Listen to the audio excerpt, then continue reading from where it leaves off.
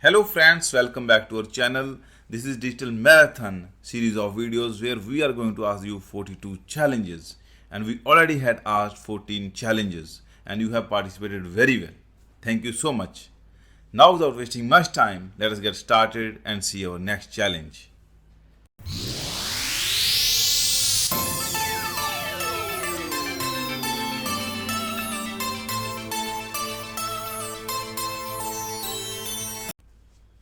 Friends, the next challenge is on your screen, which is similar to our previous challenge, where you have to design a digital logic which should be able to find out the maximum and second largest value among the set of 8 input signals.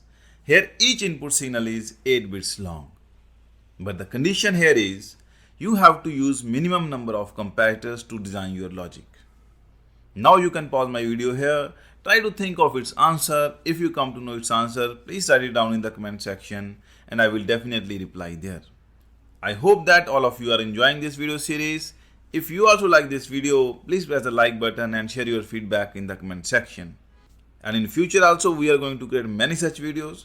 So to be aligned with our channel, don't forget to subscribe it and press the bell icon to get the notification of all the upcoming videos.